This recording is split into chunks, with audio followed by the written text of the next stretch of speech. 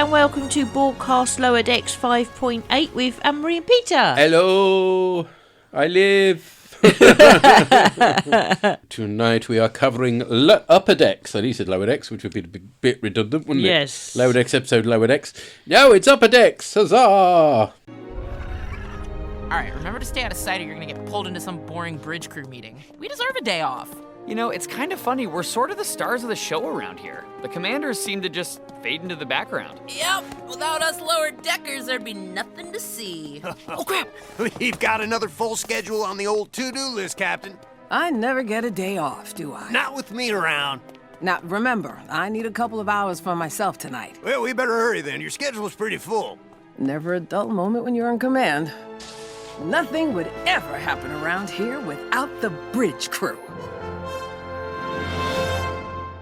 So we start with our regulars making jack-o'-lanterns, with Telen explaining more about or is it Tendi? I think it's Tendi explaining more about the history than the humans know. Beardwatch.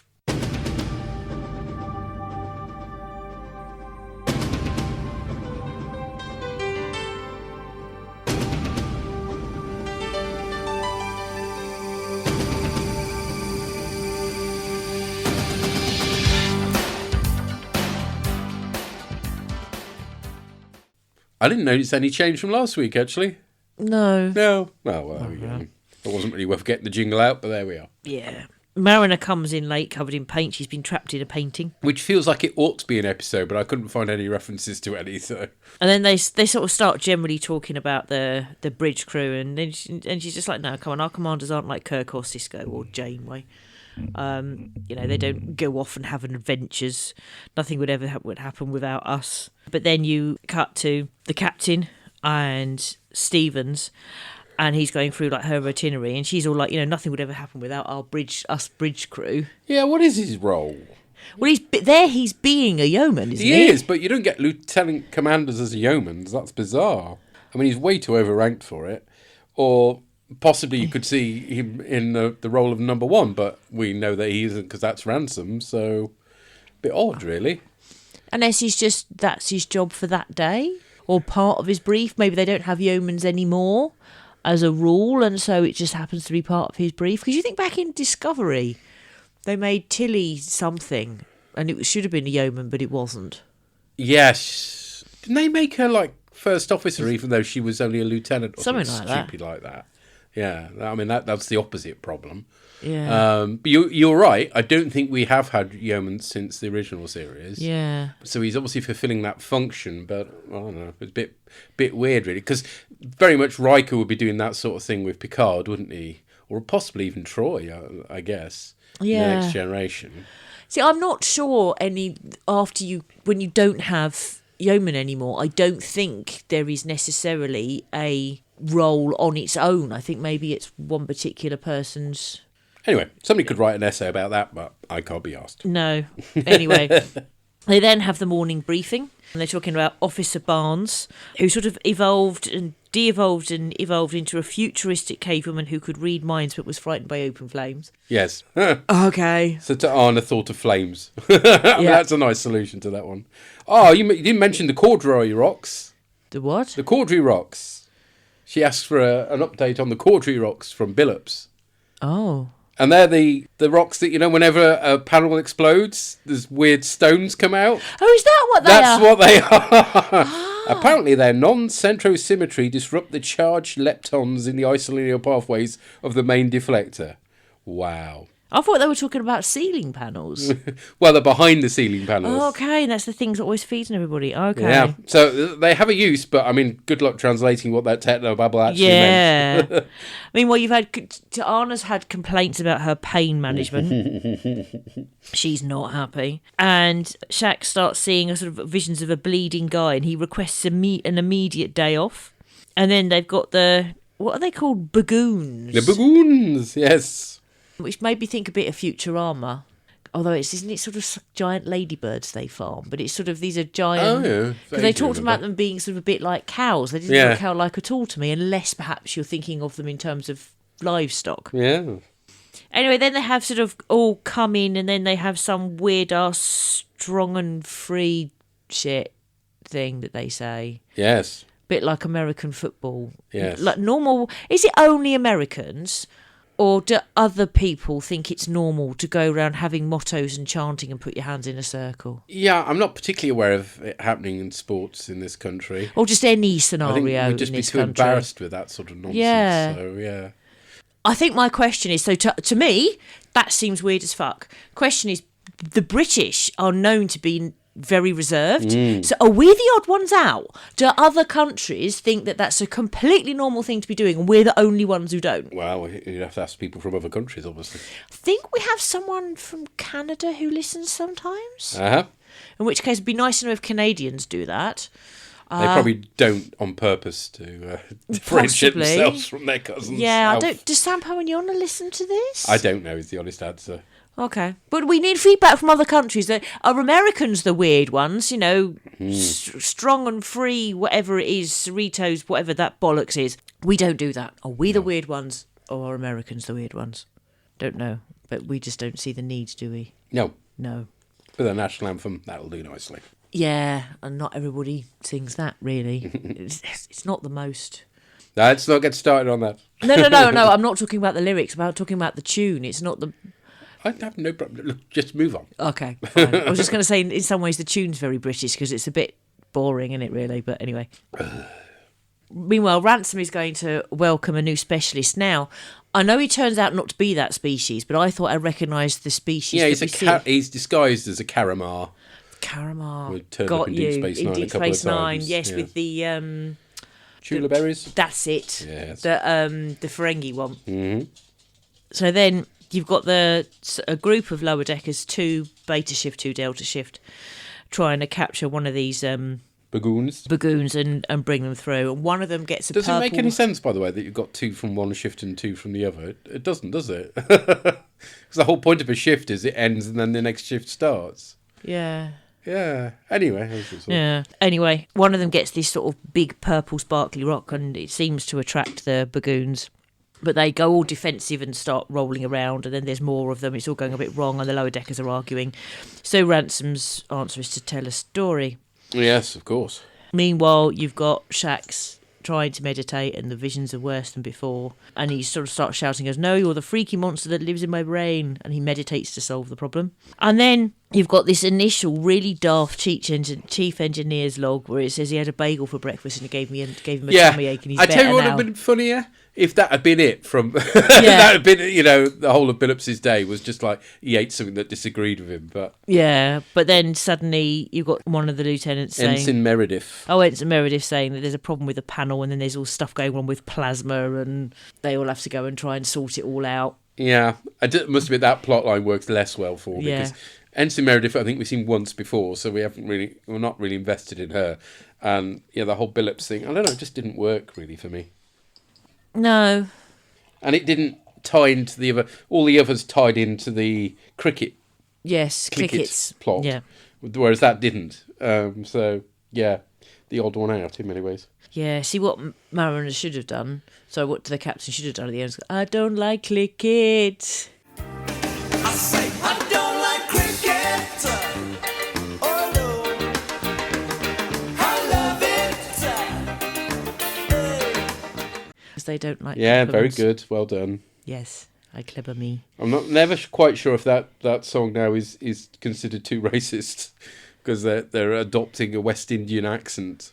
Were they not? I don't know what they look like. 10cc were very white. Oh, okay, possibly. And it's all about them getting mugged on holiday by some Jamaican guys or some such.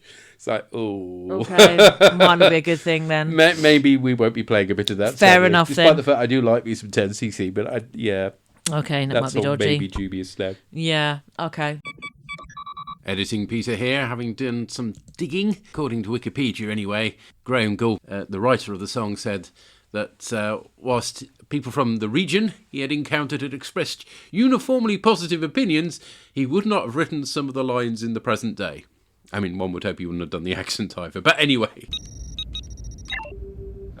Meanwhile, you got to Arna doing the chief medical officer's fucking log. Yes, now I this is the love good stuff. this. I love it. And Nurse Westlake. I love Nurse. There's a shame we haven't had more Nurse Yeah, Westlake. but he sort of comes along and he's like, no, honey, you've got to understand about pain. And she's like, give me all the pain. Got to redo the pain chart.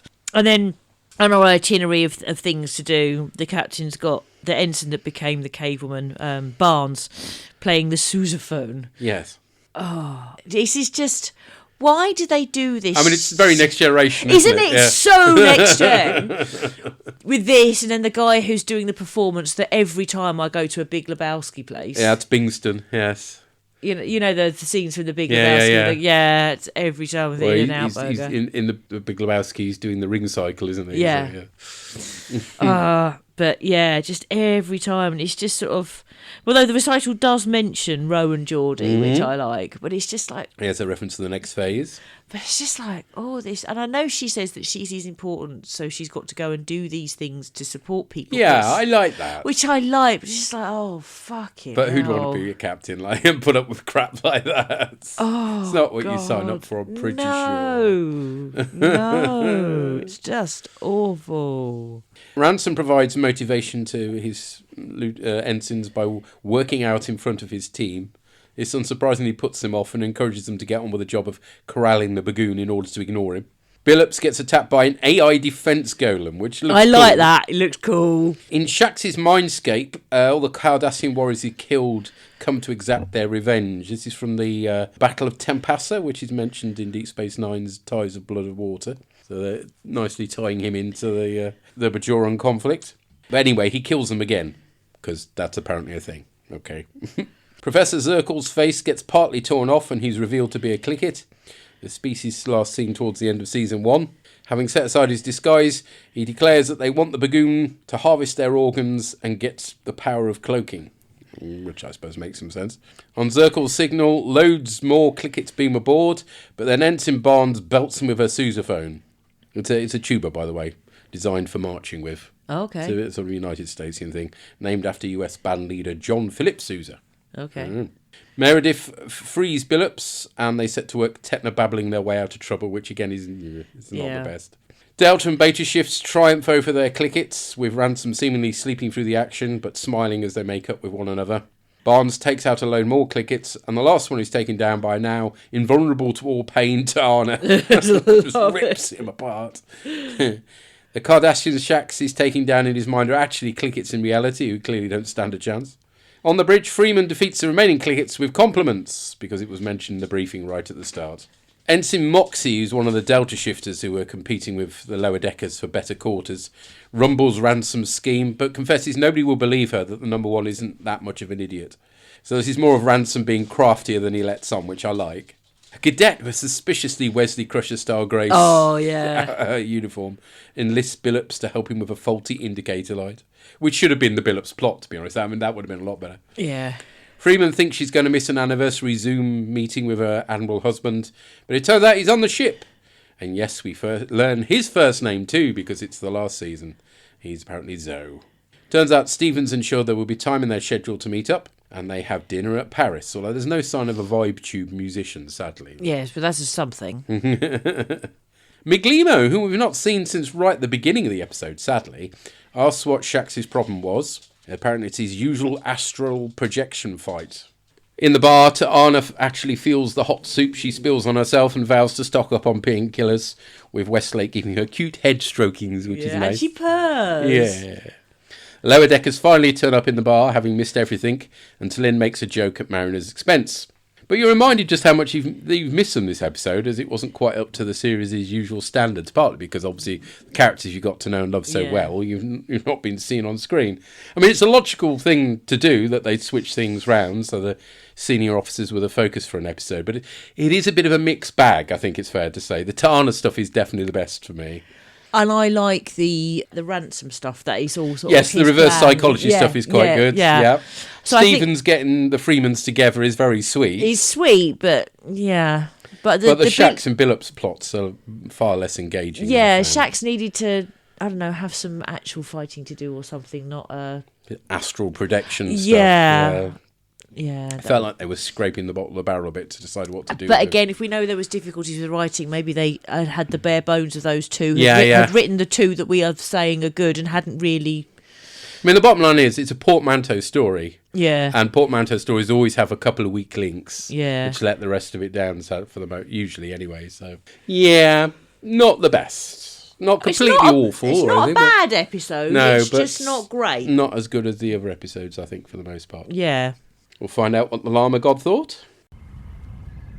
Llamas log, Fikisi Care, Shack. I bet you think this show is about you. Now, the big question that this episode throws up is, why was I so convinced that this season was weaker than the preceding one? Because actually, I've been enjoying the last few episodes. We had one weak one a couple of episodes back, but generally this is okay, actually. Is it just a case that Lower Decks was getting better from season to season to season, and this season is still really good, but just not another improvement? So I don't know. But yeah, I enjoyed this one. I mean, this episode is great. It's got an absolutely ridiculous premise about how the fact that maybe the Lower Deckers aren't always the centre of the show, which is the reverse premise of the entire series itself. You know, the idea that Lower Deckers are actually important enough to focus on. I mean, we know that the bridge crew are important enough to focus on. We know the command staff is what we want to see, because that's what literally every other Star Trek series is about. This is the exception to that rule, and we all know that. So what this one does instead is it takes that ridiculous reverse premise to the ridiculous extreme by not only just giving us the day-to-day life of the bridge crew, but giving each bridge crew member their own individual thread and story, which is just ridiculous. It's just nonsense. It is very extreme, but also works really well for Lower Decks, and I really enjoy it as a consequence. And not just because every bridge crew member gets their own story in this episode as well, also because they all come together at the end, which is a lovely little bit of storytelling. I love Shax's spirit vision. That's just great. It's very Bajoran. The fact that he has to fight his evil psychic self, and the fact that in the end to actually defeat him, he has to meditate, and not to calm down, but he has to meditate to unleash his inner good self to do the fighting. I mean, I just loved all that. That's very much playing with Bajoran tropes and everything. Although I did think this might be something to do with Power Wraiths, but it wasn't, which I think is probably for the better, actually. It's just its own little self-contained spiritual journey that Shax is going on. Phillips' story is great as well. The ever-escalating issues in engineering that start from looking at a dodgy light, and then it goes up to the entire ship being in danger. Again, just a standard day in engineering, but I love that, especially the computer golem. That's the kind of thing that had to be done in animation because it's just so ridiculous. But it does work here. And with it climaxing with Billups being stuck in a tube, this is how all engineers want to go. Again, playing on so many cliches here. It's just great. The Tana thread is silly and a lot of fun. Just play on the fact that she's got a really high pain threshold. And I like how it culminates when the Clickets come in and they try and kill her, you know, but this was set to kill. Oh, so am I! And she just goes crazy. I get that. Just hilarious. I mean,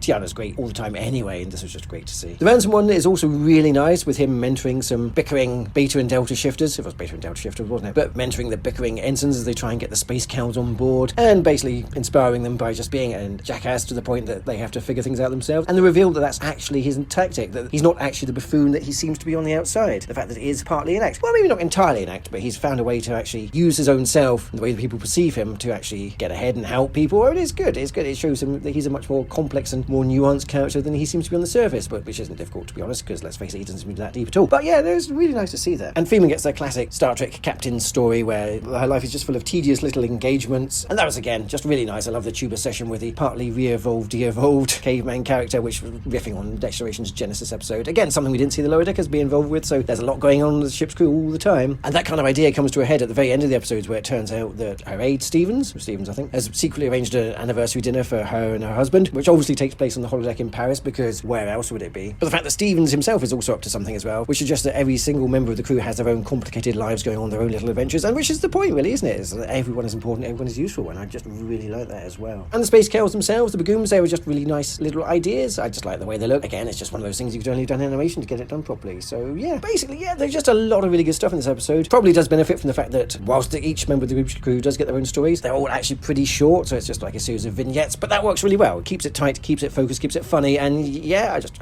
really like this episode. So yeah, but the best thing about the episode by far was Blip's mention of replacing the Caudry rocks in the bridge. Yes, the things that are actually part of the shield defensive systems. That's what they're there for. That's what always falls on their heads when the ship is attacked. Yet finally, an in-universe canon explanation for where all those bloody rocks come from. Love it. Perfect. This is exactly the sort of stuff I want from Lower Decks. So, as ever, I'll be interested to find out what other people made of this. I hope they were enjoying being the stars of their own stories. And until next time, glory to you and your cast. No, there we go. It completely worked for him. Yeah, excellent. Yeah, I did love that line where the Clicket goes, "That was set to kill," and Tiana goes, "So am I." Yeah, the Tana stuff is funny. The Bagoon I thought were quite similar to and I can't remember what it was, Gormagander in Discovery.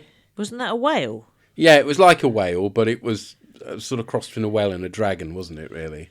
Yeah, it just reminded me of that. And whereas that was clearly sort of a bit of a CG mess, Obviously, with animation, they can get away with these sort of things a lot better. So, thank you, Sarah. Thank you, and I'm glad you enjoyed it more than we did. Yep. And I hope you enjoyed your Bear McCready, Edie McCready thing. Yes. Edie McCready, wasn't that Ballamore? It was. I think actually it's the composer of the BSG music he was going to listen to. Oh. Rather than the Ballamore theme tune on epic repeat. What's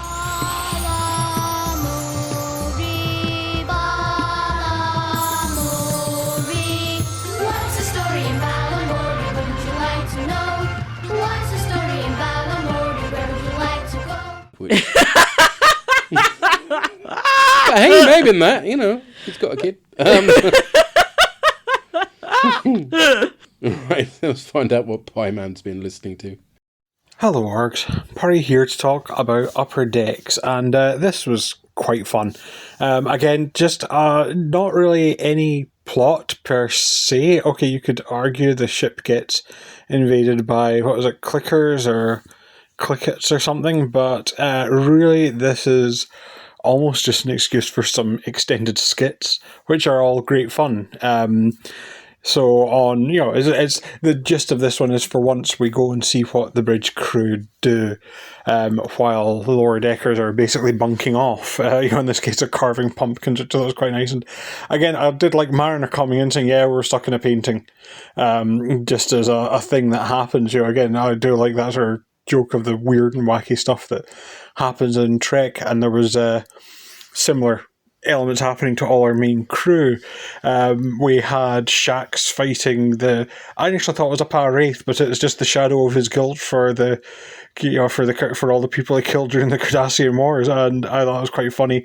I like how it all dovetailed together into the Clicker invasion, or Clicket, or whatever they're called. And that he beat up all his ones by accident while he was still meditating. You have Tana just one, I loved her pain chart with the happy face or nothing. I also did joke that the difference between the log entries was basically how me and Iona would do it. So you had Billups as, on the "I ate a bagel and got a sore tummy, but I'm better now" is roughly what I would write. Whereas she had the, my fucking log entry. I got some constructive criticism on the performance review on the team meeting, so I'm now going to get angry. So anything I was doing today is now gone. I said that's kind of the difference between me and Iona's log entries if we were doing them. And yeah, her just being slowly more injured by the her boss, and when she goes for the clickers, I loved that. That was set to kill. So am I.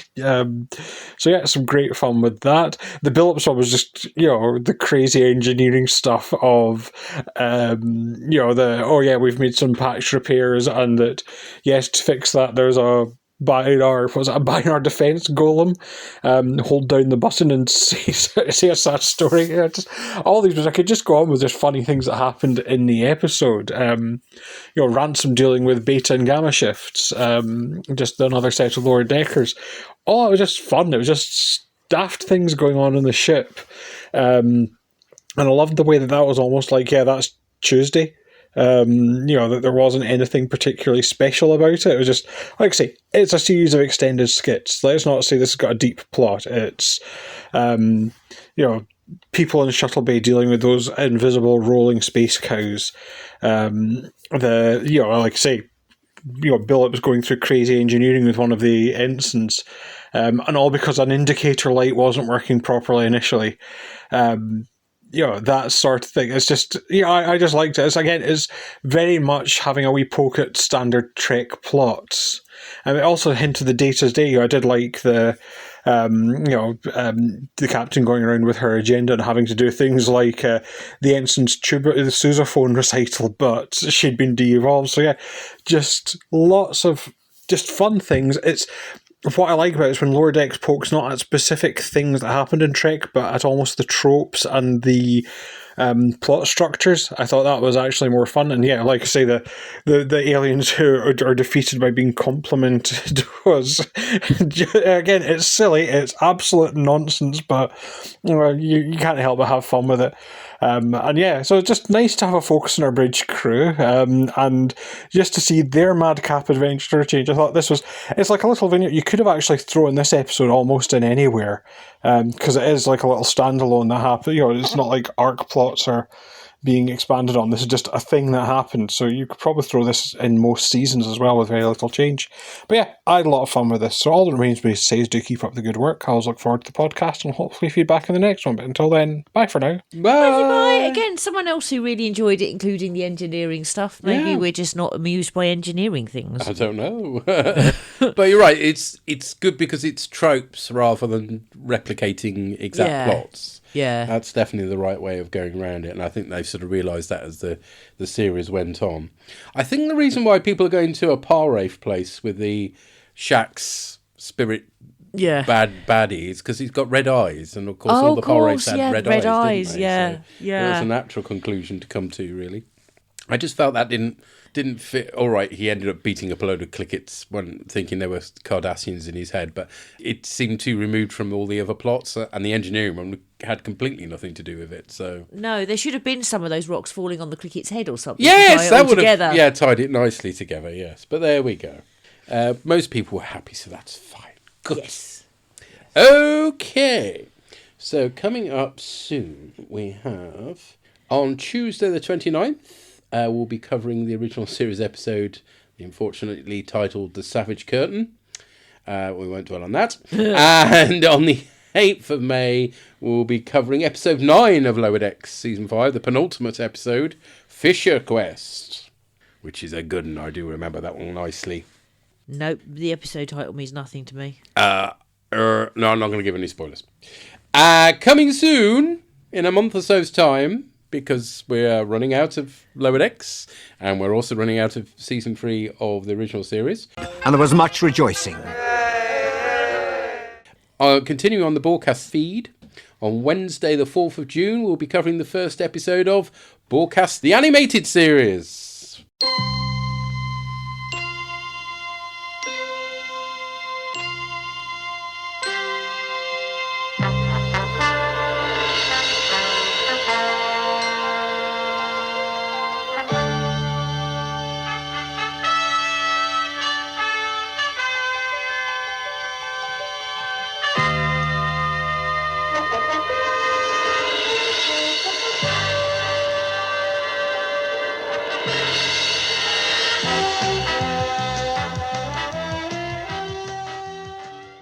With its Alexander Courage shafting Trek adjacent theme. Yeah. Oh boy.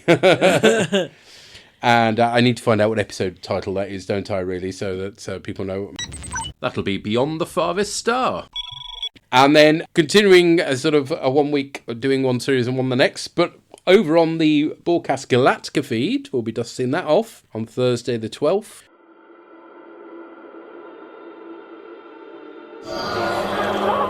And so it begins. Who are you? We are the Alls. What do you want? To watch all of Babylon 5. Even the episodes with Byron in. Yes, even the episodes with Byron in. Then I want beer. Lots and lots of beer. Welcome to Babylon 5.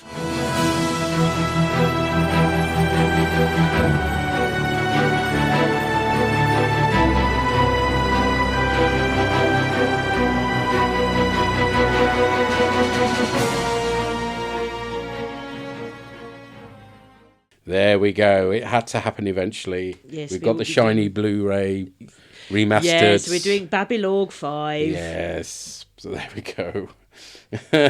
Will we make it all the way through to the end of season 5?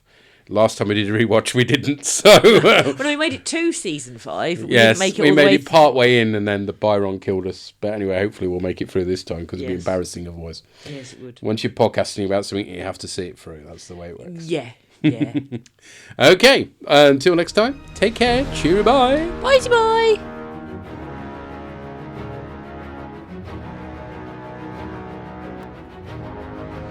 The art for Borgcast Lower Decks is the fantastic work of Charlie Thorburn. All music referenced is for illustrative purposes only, and no copyright infringement is intended. Find our website at borgcast.libsyn.com. We have a Facebook group which you're welcome to join. You can find the Borgcast playouts on Spotify for your listening pleasure. Visit our Tumblr site at borgcast.tumblr.com, where you'll find images accompanying the episodes discussed in this cast.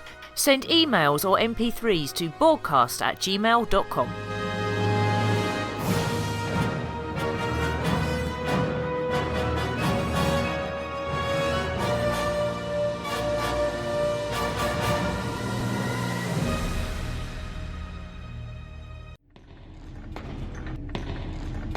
Shut it down!